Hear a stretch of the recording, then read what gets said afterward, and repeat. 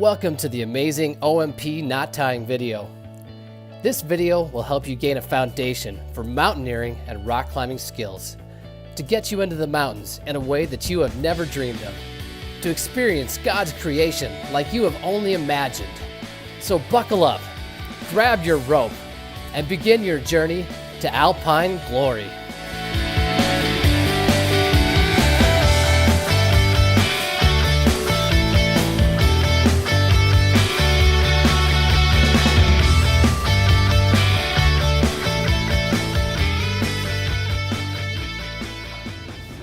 Alright, we're going to start with an overhand on a bite. Just take a bite of rope, cross this rope across the top, underneath, and up through. Here you have an overhand and a bite. So this time we're going to do the flat overhand. We're tying two ropes together. We have two ends of the rope here. Two different ropes. We're tying them together like this. The biggest and most important thing is that this is very neat and well dressed, and you can see nothing is crossing over. It's very even, and then you have to dress it really well, pulling each end of the rope to dress it.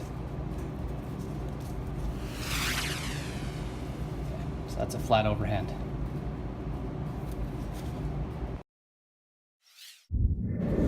All right, we're going to show you another overhand knot, and this one's called the BHK, we're going to call it. Big honking knot. So basically we're taking a very long chunk of rope as a bite. We're going to double it back on itself. So you can see here it's doubled back now. And then right in the middle we're going to tie a knot. We're going to tie an overhand knot.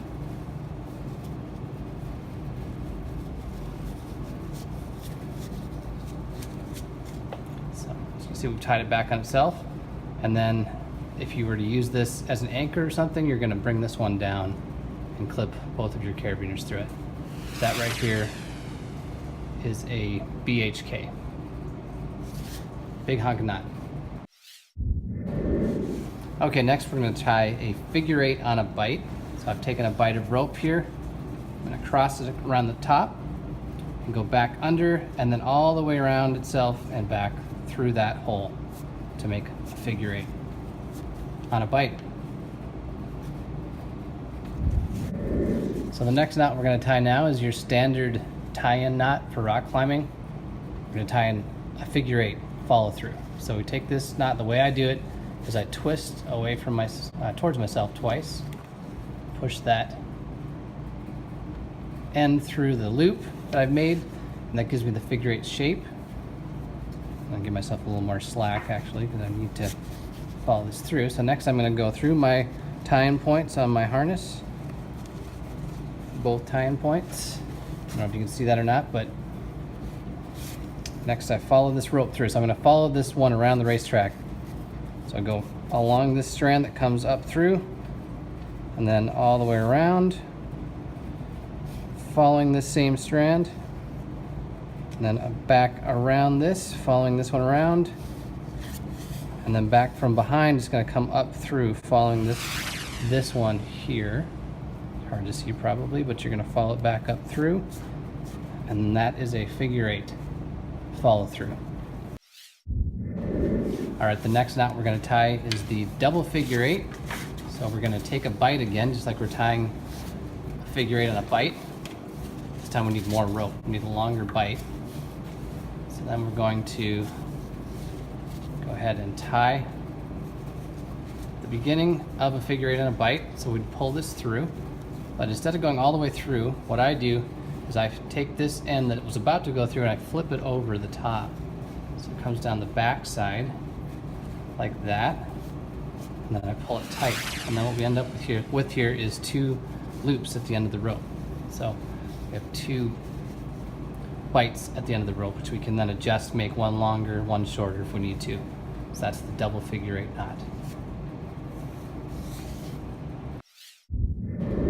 All right, next we're going to tie a bowline knot. So what I do is I pull the end of the rope towards me, and then I flip it over on itself like that to make a loop, a bite, small bite. And then what I do with the other end is I pass that end up from underneath through that bite around the other side of the rope and back down through the bite again.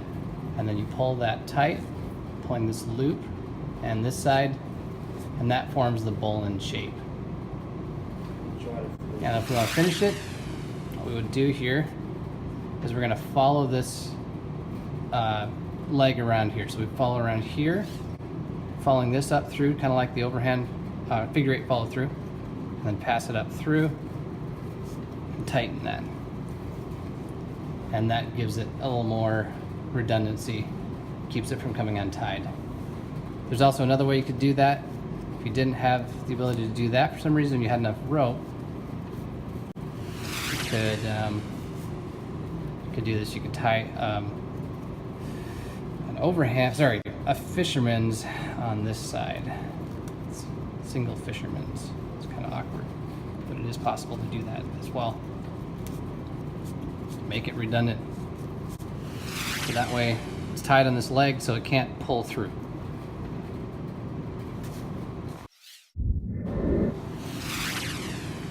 All right, so we're gonna tie the double bowline now, or the bowline on a bite. So what we do is we take a big bite like this, and we're gonna make that loop again, like we did with the single bowline. Same idea, we're just using a bite, passing it through from underneath, around the tree, back down the hole.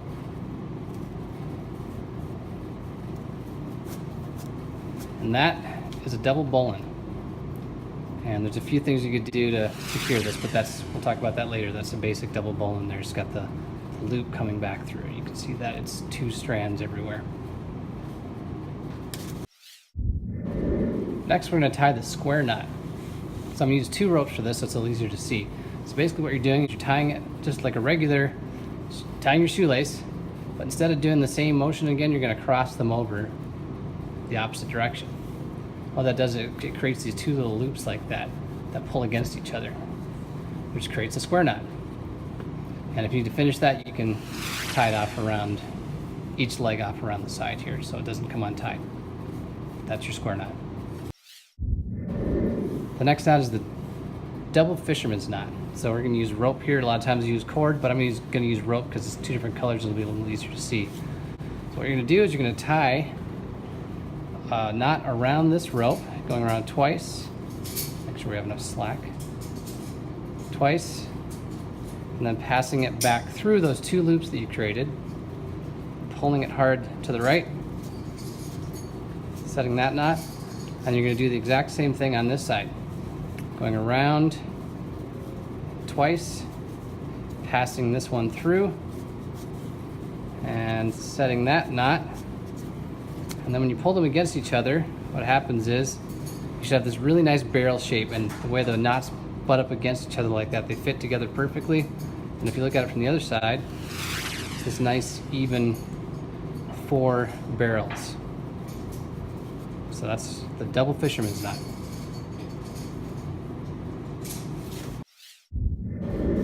The next knot we're going to tie is the stopper knot. This would oftentimes be used for tying a knot at the end of the rope, and some other applications you could use it for, but I'll just show you how that works. So what I do is I take the rope across my hand, tie this on my hand, so I wrap it around my hand, and as I come across, I cross over the rope on my hand.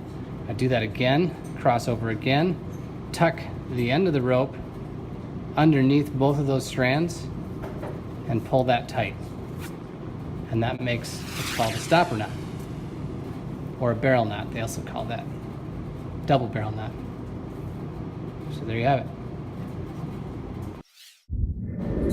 So this knot we're going to tie next is called the alpine butterfly loop. And the cool thing about this knot is you can tie it anywhere on the rope. So you just have a length of rope anywhere on the rope. You're going to take it across your hand, similar to the barrel knot, but this time we're just going to wrap around my hand twice, like that. And then what the trick with this is you have to cross both strands to the right. So first strand crosses over, second strand crosses over, and as I do that I pull out some slack, and this is going to tuck right through the other 2 loops. I'm going to pull that through, pull that tight, and then what happens is when it gets tension from both sides, you get this nice loop in the middle, and it pulls equally either way. You can't come untied, which is really handy.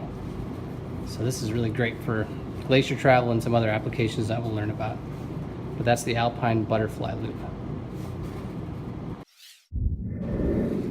Okay, so the next thing we're going to show you is how to tie a munter in the air without a carabiner.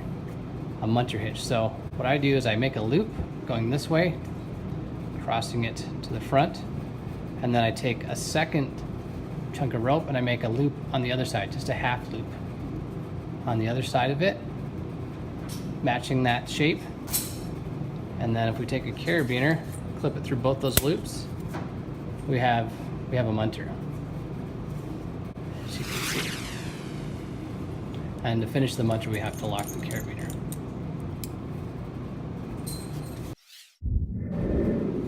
All right, so similar to the munter, we can also tie a clove hitch in the air. The way we do that, the way I do it, is I make a loop, I make a second loop going the same direction, and then I cross those loops over, so one goes behind the other one. And then I take a carabiner, clip it through, lock it, pull it tight on both sides, pull each side tight, and that is a clove hitch tied in the air, we say. So this knot is the overhand follow-through knot. And this can be used for tying two pieces of cord together. I'm just going to use a rope because it's easier to see again. But what we're going to do here is very much like kind of like a figure eight, but it's a little bit different. So you tie an overhand knot on one of the strands, and then the second strand is going to follow that same strand back through. So you push it through there, go around the horn, around again, back down through. The important part about this, again, just like with the flat overhand, is that everything needs to be nice and tight and clean, no crossovers, so you don't want to have any twists in the rope.